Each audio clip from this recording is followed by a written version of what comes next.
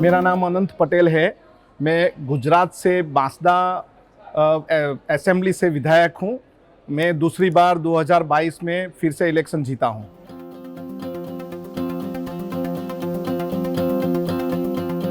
मेरा जो मत क्षेत्र है वो ट्राइबल्स एरिया है, जंगल है, वहाँ पे पहाड़ है और ऐसा स्कैटर एरिया है जहाँ पे कई गांव हैं और ज़्यादातर गांवों में पानी की दिक्कत रहती है। ज़्यादातर वहाँ पे फार्मर्स है और फार्मर्स के लिए सभी जगह पे हम लड़े हैं। ट्राइबल्स इश्यू के लिए लड़े हैं, जड़ जंगल ज़मीन के लिए लड़े हैं।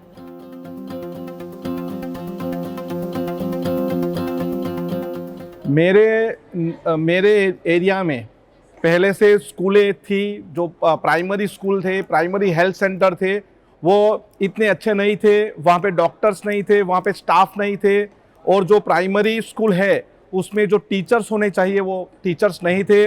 और गुजरात में जो सरकार है उन्होंने स्कूल मर्ज करने की बात की थी और हमने वो स्कूल मर्ज नहीं होने दिए। हमारे एरिया में जंगल का ज़मीन का प्रश्न रहता है क्योंकि नए नए प्रोजेक्ट सरकार के जो आए उसमें जड़ जंगल ज़मीन हथियाने की बात की, वो ज़मीन पे रास्ते नहीं बनाने की बात की, Par Tapi Narmada river link project की बात की।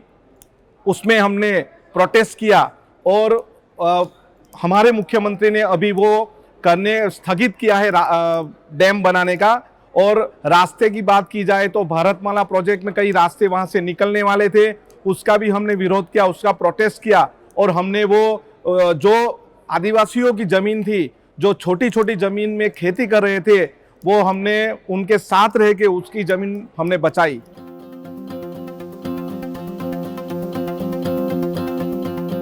राष्ट्रीय विधायक सम्मेलन के बारे में राहुल जी ने जो सोचा वो बहुत बढ़िया है। राहुल जी ने सभी लेजिस्लेटिव मेंबर्स को यहाँ पे एकत्रित किया। कई स्टेट के, गुजरात के बाहर के स्टेट के, जैसे राजस्थान के, बिहार के और तेलंगाना के, तमिलनाडु के, कर्नाटक के, यूपी के सभी लेजिस्लेटिव को मिलना, उसके साथ बात की, वहाँ के क्या प्रॉब्लम्स है, हमारे यहाँ क्या प्रॉब्लम्स है, एज ए एमएलए क्या प्रॉब्लम वहाँ पे होता है, उनकी विधानसभा कैसे चलती है, हमारी विधानसभा कैसे चलती है, उनके कॉस्ट्यूम क्या है, ये सब जानने के लिए मिला। ऐसे प्रोग्राम होने चाहिए जिससे सभी लेजिस्लेटिव एक छत के नीचे आए, उनके कुछ प्रॉब्लम हो, उनके यहाँ सरकार कुछ अच्छा काम कर रही हो, हमारे यहाँ सरकार क्या काम कर रही है, उसके बारे में कई बात हुई। और एक बहुत बढ़िया जो राहुल जी का विचार है, बहुत बढ़िया है। ऐसे हर साल करनी चाहिए, जैसे हमारे जैसे नए युवान जो एमएलए बने हैं उनके लिए एक राह मिले और एक भारत श्रेष्ठ भारत के साथ हम सब पहले भारतीय हैं, ये भी हमें यहाँ से गौरव प्राप्त हुआ है।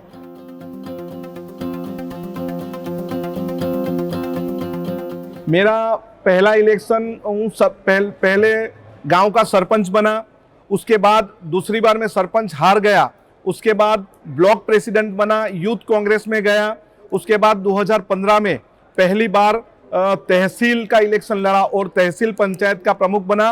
वो 2015 का इलेक्शन मेरे लिए खूब यादगार है। उसी इलेक्शन के कारण और नेता बनो नेता चुनो 2009 में पहला इलेक्शन में लड़ा था यूथ कांग्रेस का और वहां पे असेंबली प्रेसिडेंट बना। ये मेरा यादगार पहला इलेक्शन है।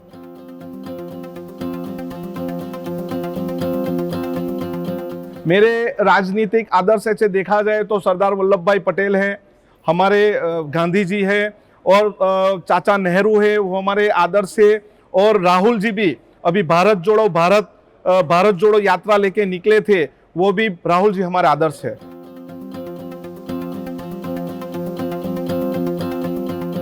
मेरे जीवन का मूल तंत्र है जड़ जंगल जमीन बचाओ, सबको जोड़ो, संगठित करो। और बिरसा मुंडा जी स्वतंत्रता के लिए जैसे लड़े थे वैसे हमें लड़ना है और हमारा मेन सूत्र यही है, लड़ेंगे और जीतेंगे।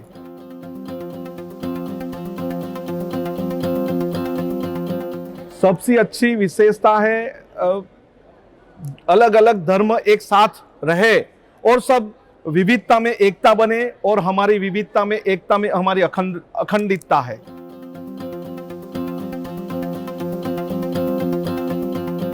मेरा सबसे यादगार इलेक्शन यूथ कांग्रेस का था, उसके बाद तहसील पंचायत का इलेक्शन था, वो मेरे लिए सबसे यादगार इलेक्शन है।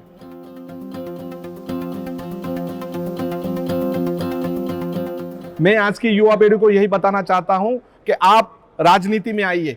अगर हमारे जैसे नए विचार के लोग आएंगे राजनीति में तो एक अलग भारत बनेगा, अखंड भारत बनेगा, युवा भारत बनेगा।